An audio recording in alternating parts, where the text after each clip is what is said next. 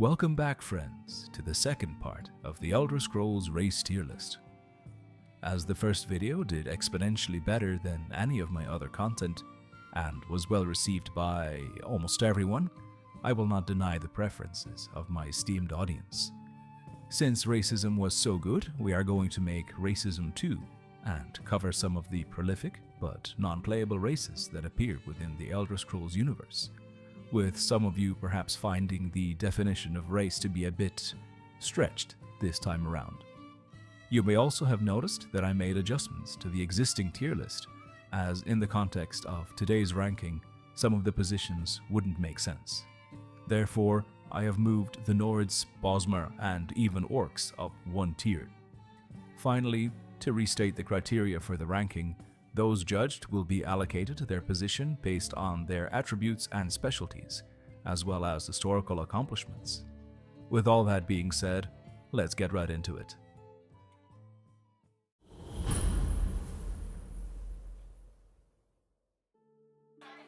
Let's see if our fantasy setting appeals to as many demographics as possible. Ancient Rome fanboys? Check. Viking LARPers? Check. Furries? We got them. That just leaves...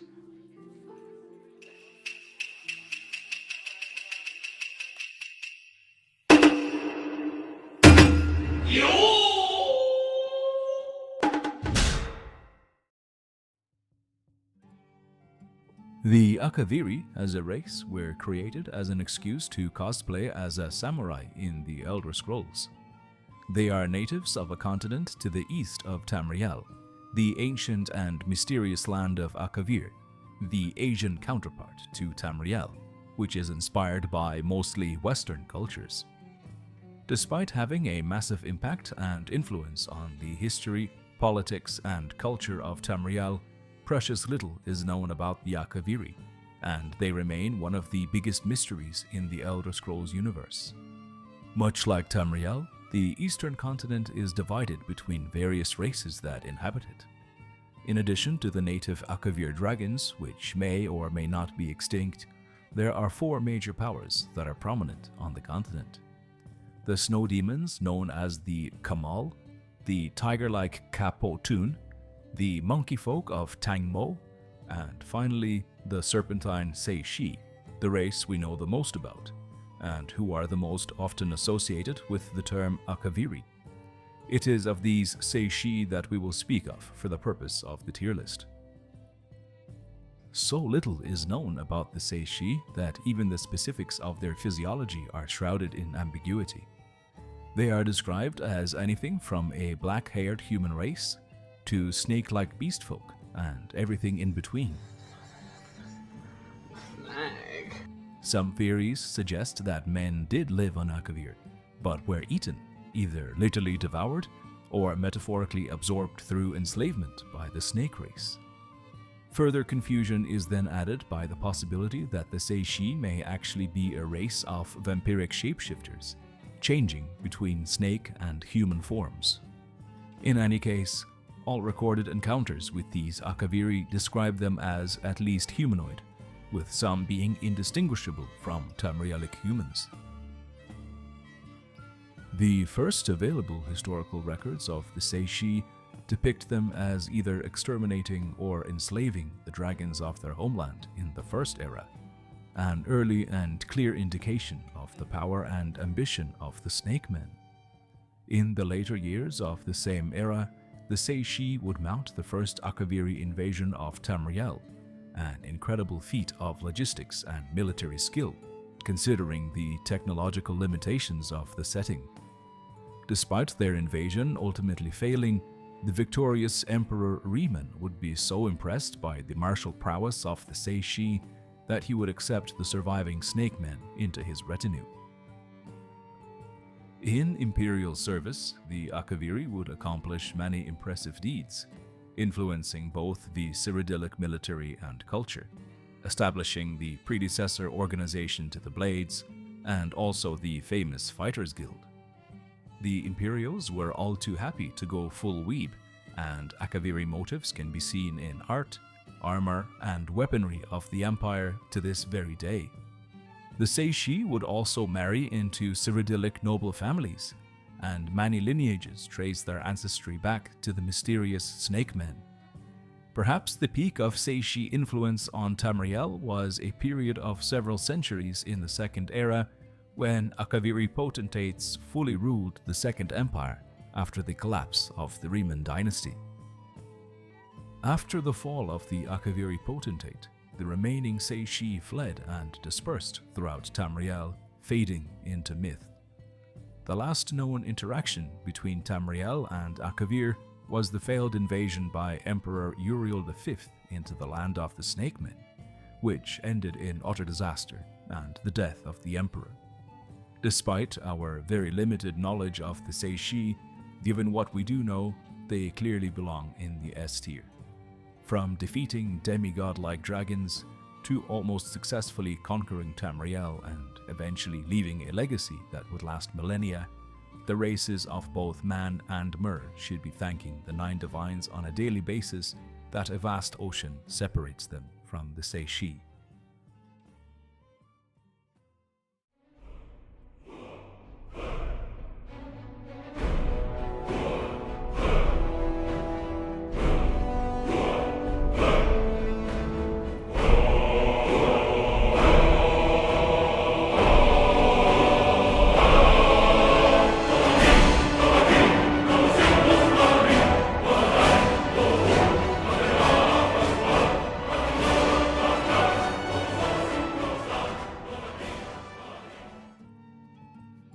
One can certainly argue that dragons are not a race in the sense that the Orsimer or Dwemer are, and they would be absolutely correct.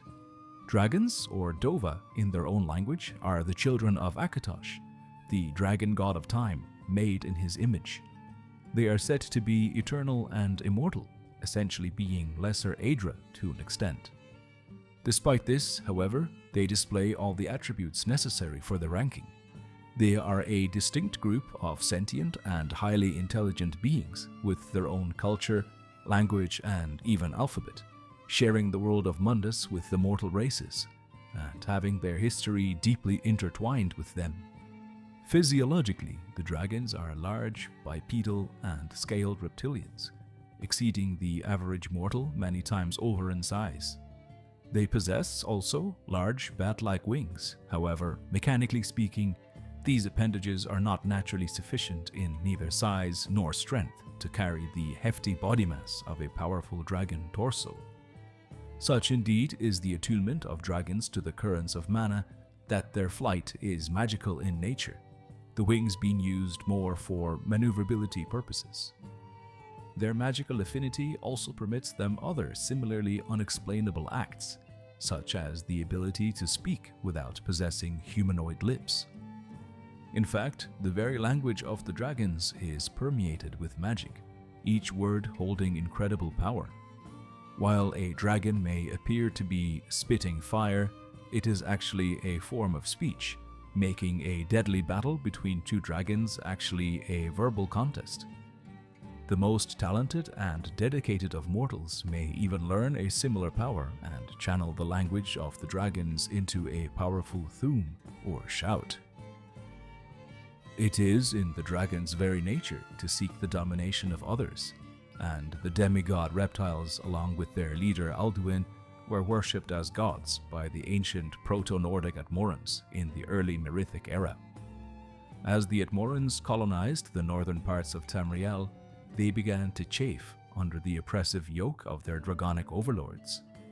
Tensions eventually led to rebellion, and the indomitable human spirit prevailed over the immortal dragonic tyranny.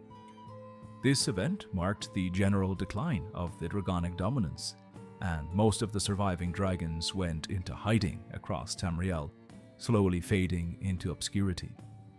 On the eastern continent of Akavir, the dragons too were hunted to extinction by the Seishi.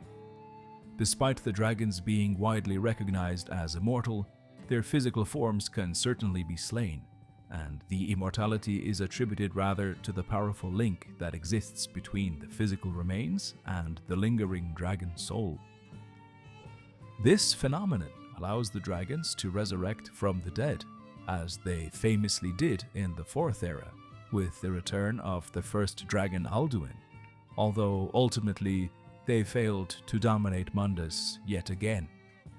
In full anticipation of war in the Commons, the dragons only go as high as the top of A tier.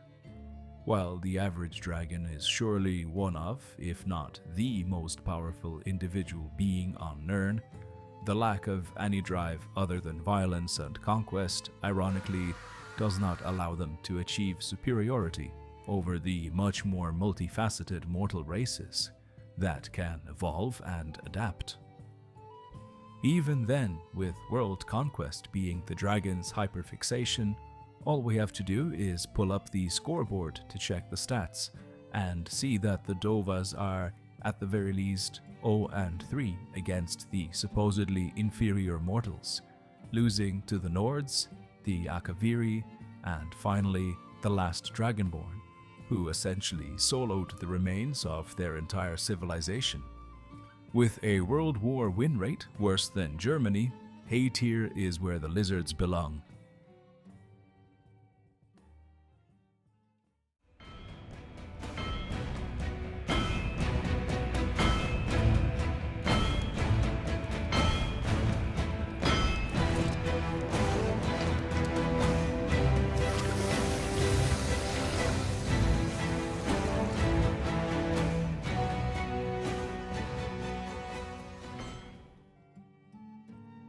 In the Elder Scrolls, the elves are elves, the orcs are elves, and the dwarves too are elves.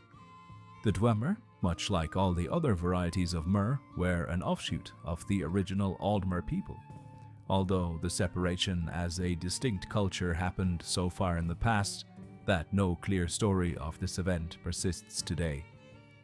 The meaning of the word Dwemer translates to deep elves, and indeed, true to their name, the industrious dwarves buried into the many mountain ranges across Tamriel, building elaborate underground cities that remain standing to this day, long after the disappearance of the Dwemer, full of nothing but mindless automatons and broken memories.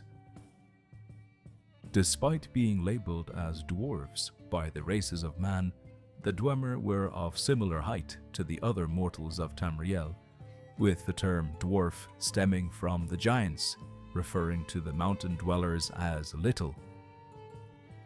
The Dwemer settled in the mountain ranges of modern-day Hammerfell, High Rock, and Skyrim, though they were most prolific in what is now Morrowind. There, the Dwemer came into contact, and then conflict, with their Chimer cousins, the Proto-Dark Elves. Typical grievances between two neighboring peoples, such as territorial disputes and resource-related clashes, were further amplified by differences in religion and faith. The dogmatic and practical Dwemer found the Daedra worship of the Chimer to be, putting it plainly, cringe. The Dwemer believed in no gods, but their own superiority. By far the most technologically advanced race to ever walk Tamriel, even the incredibly durable alloys that they used in crafting their tools and weapons still remain a mystery to the other races. They harnessed the power of steam, using the natural lava sources beneath their mountains, and created everything from airships to quasi-sentient machines, all while some of the other races were still figuring out basic literacy. The Dwemer even created special headgears, known as dwarven miters, which allowed for long-distance telepathic communication. Interestingly, both the peak of Dwemer technology and the exact moment of their downfall can be attributed to one singular event. The wizard Kagrenak discovered the Heart of Lorkhan, an incredibly powerful artifact beneath the Red Mountain, and believed it to be the key to his race transcending mortal existence, the Dwemer long having dreams of immortality. As a vessel for this apotheosis, the dwarves forged the brass golem Nimidium, quite possibly the single most powerful weapon that Nirn has ever seen. Despite having a walking nuclear weapon, the Dwemer war with the Chimer did not go in their favor. In a last-ditch effort, Kagrenak activated the Heart of Lorcan, erasing every Dwemer from the face of Nirn. Scholars debate to this day whether the untested method of ascension used in desperation failed, prematurely ejaculating the dwarves from reality, or if the Dwemer actually succeeded in achieving the godhood they sought for so long. The Dwemer legacy remains to this day across Tamriel, seen in many ruins scattered across the mountains and the subterrane. No other race was able to replicate or even come close to the technological acumen of the dwarves, despite having full access to literally everything that the Dwemer left behind post their instantaneous disappearance. Despite this, A tier is the highest that I can place them. The Dwemer have historically lost both against the Nords and the Chimer, the latter handing it to them so bad the dwarves Alt plus F4'd out of reality. While certainly one of the most impressive and iconic races in the Elder Scrolls, for me to put them into S tier, they would have to, still be around.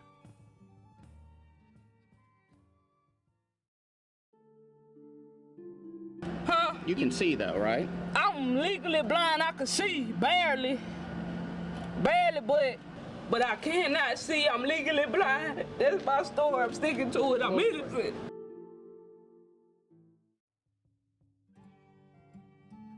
The blind monstrosities that plague Skyrim's subterrane are known as the Falmer, or the Snow Elves. Once a proud and prosperous people, this offshoot of the original Aldmer elf race populated the northern part of Tamriel in ancient times, and supposedly even rivaled the Altmer of Somerset in power and wealth. However, the Snow Elves fumbled the proverbial bag and lost their entire civilization to the invading Proto-Nordic Atmorans, despite having a massive home field advantage.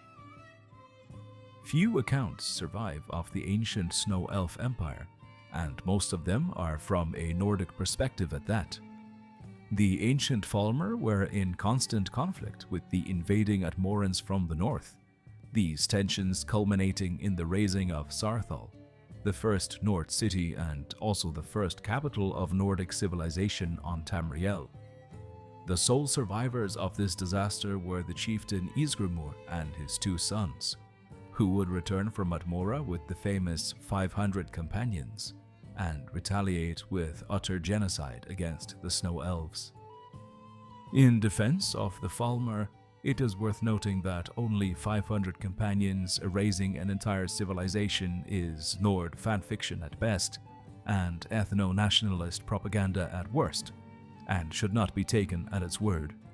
It is far more likely that the number is not literal and refers to 500 war chiefs or generals, each with an army under their command, making the real number of combatants involved far exceed the mental capacity of a modern-day Nord. In any case, the Snow Elves were either exterminated, driven out of Skyrim, or driven under Skyrim as they sought refuge with their Dwemer cousins. The dwarves, however, betrayed the desperate Falmer. The promise of refuge turned into the deceit of slavery, and the Snow Elves were pressed into unpaid internships by the Dwemer, who fed them nothing but toxic fungus, rendering them blind. It was perhaps this toxin too that twisted the once regal elves into the ugly and primitive creatures that terrorize the depths of the north. After generations of slavery, the Falmer rebelled against their dwarven oppressors, and with the sudden disappearance of the Dwemer, they are the sole masters of the ruins left behind. The Falmer in size are roughly the same as the average mortal, but have a hunched posture, most likely from maneuvering tight underground spaces for generations. Indeed, they resemble goblins more than Mer, and the other elves of Tamriel look with disgust upon the corrupted forms of their cousins. You don't want to be like this. This is disgusting. This is awful in every way. If I could kill it, I would. The naturally pale snow elves became paler still from centuries underground as the Falmer, and their ears have grown larger than the other mer, while their useless eyes are covered by a layer of skin. Despite living in primitive tribes, wearing rags and leathers, the Falmer display some aptitude for a crude kind of spellcraft, a legacy of their magically talented ancestors, and have been remarked by some to increase in intelligence and organization over the centuries. The Falmer emerge from their underground burrows and crawl their way into C tier. Driven by nothing other than generational hatred for the surface dwellers that are responsible for their suffering, the corrupt snow elves are a credible threat to Skyrim. Reports persist of Falmer overground raids as they ascend from their impenetrable depths to wreak havoc.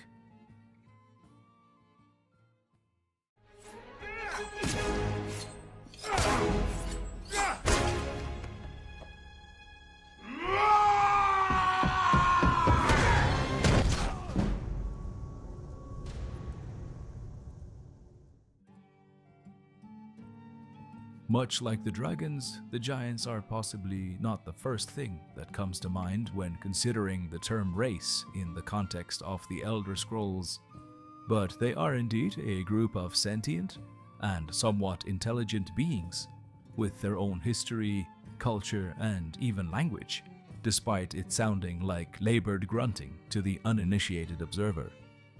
The giants are said to be distantly related to the races of man, even being able to produce half-giant offspring, further proving this possibility. True to their name, the giants tower above the conventional mortal races of Tamriel, standing between 11 or even 12 feet tall, and are the primary contributors to Skyrim's space program.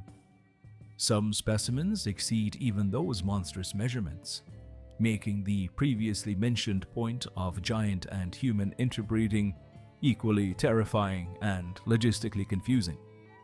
Further on the relations between man and giant, a popular theory persists that the link between the two races goes back to the times before the Nords came to Tamriel, the Proto-Nordic Atmorans supposedly being themselves a race of highly intelligent giants. The theory claims that eventually, the ancient Atmorans inexplicably split into two races, with one decreasing in size but increasing in intelligence, becoming the Nords, while the other became the less mentally robust giants of the current day. Also appropriately known as the Big Folk, the semi-nomadic giants inhabit the wildernesses of many provinces, herding mammoths across the lands. Some rare cases exist with giants trading with the other races, or serving as bodyguards or mercenaries. Despite their somewhat primitive appearance, the giants exhibit a moderate form of intelligence, fashioning tools and clothes, and sometimes existing within an organized clan structure, led by a male chieftain or female matriarch. It is worth noting that the official lore reason why there are no female giants in the game of Skyrim is because y'all cannot behave. Despite their imposing physical stature and strength, giants lack the minimum intelligence requirement to achieve any sort of proper established civilization. Complete lack of magic, the inability to work metal, or even properly communicate with the other races land the giants into the low C tier.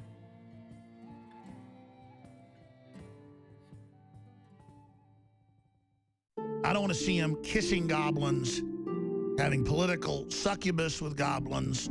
I don't want to see him ingratiating goblins.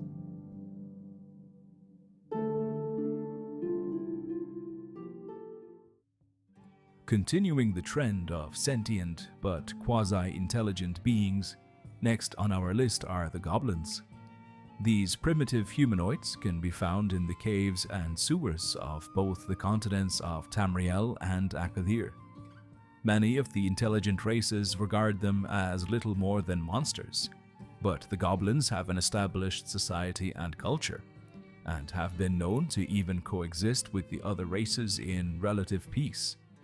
In days past, they were actually a force to be reckoned with, and lived in somewhat organized societies, controlling large territories, though with the rise of the more competent races, they have been reduced to the state that we know them in today.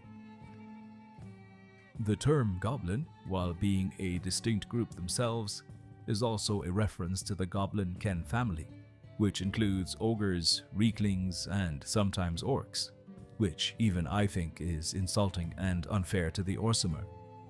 Goblins themselves tend to be from as small as 3 feet to reaching monstrous proportions of over 8 feet tall in some rare cases. They are tough and display a sort of devious animal cunning, and can certainly be extremely dangerous in large numbers. Some of their kind, known as shamans, even practice a rudimentary and primitive kind of magic, which is, nonetheless, still an effective force. The exact origin of the goblin is unknown, with them not having any written records, being less literate than the average Nord in the 4th era. Theories vary in explaining their background, with some saying that the gobs came from another plane of existence, or quite the opposite, that they are native to Tamriel and lived on Somerset Isles before the first Aldmer arrived. The High Elf settlers even managed to peacefully trade with the Aboriginal goblins for a time, dispelling the myth that goblins are mindless savages, though to nobody's surprise, the Altmer couldn't help themselves and ended up genociding the tribals eventually. The goblins similarly lost their territories in Hammerfell to the invading Redguards, although were powerful enough to slay many of the skilled Yokudan warriors. Despite the fierce resistance to the Redguards, the goblins were driven out of yet another of their homelands. Many of them were enslaved by the Altmer, Akaviri, or Dwemer, while some fled, finding shelter in Orsinium along with the scattered orc tribes. It is no surprise then that the goblins land at the very bottom in the F tier, lacking the intelligence or physical power of the other races, their historical peak being simply breeding large enough numbers to spread across all of Nirn.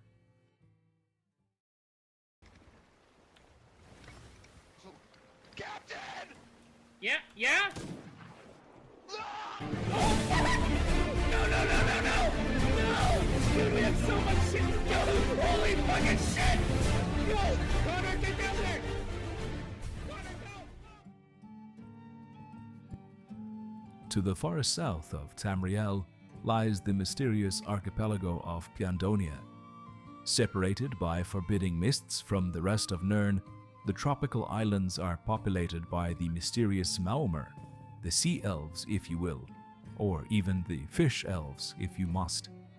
Despite the Maormer visibly appearing in person several times on Tamriel, very little is known about them. Most of their interactions with the inhabitants of Tamriel were in the pirating and raiding capacity, an environment not conducive to cultural exchange. Despite most of their internal history and society remaining a mystery, the physiology of the Maormer is well documented. They exhibit traits unusual for any of their elven cousins, with pearlescent skin and even occasional scales and gills, speculated to be the result of interbreeding with the native Piandonian beast races. Their ears resemble fins more than the standard elvish ones, and their tongues can filter the salty seawater, making it fit for consumption. Much like the other elven races, the Maormer are adept at spellcasting, particularly specializing in the elements of water, air, and lightning, meshing extremely well with their maritime activities. This min-maxing into the naval tree made the Maormer the most talented sailors in Nirn. Not only do the Sea Elves excel in conventional ship usage, they also domesticated a number of beasts to use as mounts and for warfare, such as sea serpents, which are large enough to capsize entire warships. The origin of the Maormer is dubious, but accounts persist of the early days of Nirn, when the elves still lived on their fabled continent of Aldmeris. A rebellious noble by the name of Orgnum was exiled to Piandonia along with his followers for attempting to overthrow the ruling power of the time. The banished Aldmer eventually became the Maormer, and to this day the Sea Elves remain salty about their exile, their main goal being to capture the Somerset Isles and exterminate the Altmer. Orgnum, still leading his people in their exile, became the Maormer's immortal wizard king, and some even say a serpentine god. Orgnum raised mighty fleets and personally led many attacks on the coasts of Somerset. However, these raids ultimately did not achieve much success, aside from being a general nuisance for the Altmer. The last documented appearance of the Maormer was in the early Third Era, when the Sea Elves assembled a massive armada and launched an invasion of the Somerset Isles so devastating that the Altmer were forced into an incredibly unlikely alliance with the Imperials to repel this incursion. Despite the joint efforts of the High Elf and Imperial navies, the superior maritime skill of the Maormer crushed the Tamrielic fleet. It was only at the intervention of the elusive Psijic Order and the cataclysmic storm that they conjured were the Maormer defeated. Despite their failures to invade Tamriel, the Maormer are extremely competent warriors and mages, while also excelling in their niche of naval warfare above all the other races. While they suffered many serious setbacks, their home base remains safe and completely untouched by the Tamrielic races, as none dare to brave the treacherous waters and mists leading to Piandonia. The Maormer rightfully deserve to go into High A tier, just below the dragons. Come back here and tell our enemies that they may take our lives, but they'll never take our freedom!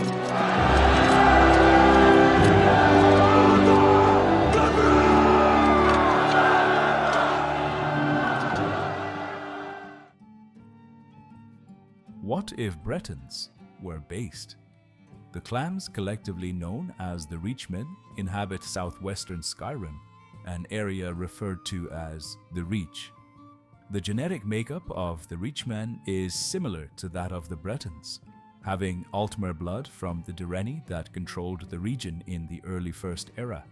However, they seem to trace their roots back to the original human Nedic tribes much more than their cousins in High Rock, as well as even having some Orsimer admixture. Therefore, despite the in-game representation in Skyrim, the Reach folk are actually a distinct race of people, with a unique culture and genetic makeup, and understandably do not want to be associated with the Bretons. The Reachmen visually differ from their Breton cousins. While the denizens of High Rock are typically pale and slender, the Reach folk tend to be taller and more powerfully built, shaped by their much more demanding lifestyle. The culture of the Reachmen varies from tribe to tribe, and while some may be primitive and barbaric, clad in fur and bones like the infamous Forsworn, others are skilled craftsmen, working metal and even making use of scavenged Dwemer automatons in battle. Competent are the Reachmen in the use of hedge magic, the wild, somewhat crude, but nonetheless very effective form of spellcasting, so frowned upon and even outlawed by guild-educated mages. Such magic is said to be Daedric in nature, coming from the Lord of the Hunt Hircine, often requiring human sacrifices and can be extremely dangerous. It is associated with the corrupt Hagraven witches, those that would trade their humanity for magical power, which some Reachmen clans revere as their matriarchs and leaders. One of the most widely recognized examples of this wild magic is the Briarheart transformation. In this ritual, the heart of a skilled Reachmen warrior is removed and replaced with a poisoned seed of a briarheart tree. This organ transplant turns the recipient into a living weapon with increased strength and endurance at the cost of suffering constant pain. The Reachmen left their mark on history when one of their chieftains, Durkarak the Black Drake, united the disjointed Reach clans and managed to capture Cyrodiil and the Ruby Throne itself, becoming the first of several Reachmen emperors. However, after the fall of this not particularly long-lived dynasty, the Reachmen returned to be nothing more than a nuisance for the Bretons and the Nords, stuck between High Rock and Skyren, hiding in their mountain camps, occasionally initiating terrorist attacks on local farmers. Their disunity, tribal culture, and the general disdain from all the other races likens the Reachmen to the previously discussed orcs. However, their historical success, practice of powerful and dangerous magic, as well as having an actual home, edges them out over the Orsimer into the top of C tier.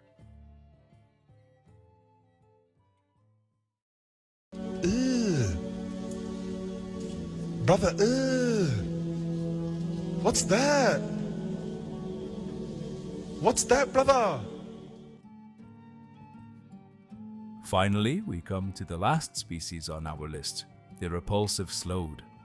The incredibly creative combination of the words slug and toad perfectly encapsulates the essence of the semi-aquatic beast folk. These corpulent beings are native to the Thracian archipelago, a series of coral islands northwest of the Somerset Isles, and are perhaps the only race more harmful to Tamriel than the Altmer themselves. Very little is known about the Sload history or culture, as the Kingdom of Thras generally follows an extremely isolationist policy, only having diplomatic ties to the Sea Elf Maormer. Apparently, the Sload inhabited the Somerset Isles prior to the Aldmer arriving there, as indicated by the many coral ruins scattered across the Alknari homeland. Certainly, they behaved as though Somerset is still theirs, constantly launching raids against the High Elves. The peak of the Sload menace occurred in the First Era, when they unleashed a devastating plague upon all of Tamriel. This Thracian plague wiped out half of the population of the continent, and was a threat of such proportion that it saw a completely unprecedented event: the unification of all of the races of Tamriel against a common foe, something not even multiple Daedrid invasions managed to achieve. The Tamrielic races assembled what became known as the All-Flag Navy and launched a joint attack against the Sload. Despite inflicting heavy casualties on the Continental Fleet, the Sload were eventually defeated, and their coral kingdom was sunk beneath the ocean. The Sload were thought to be extinct, but the slugs are nothing if not resilient, and after several centuries, they were once again raiding the coasts of Somerset. Their unholy resilience can perhaps be attributed to the Sload's magical aptitude.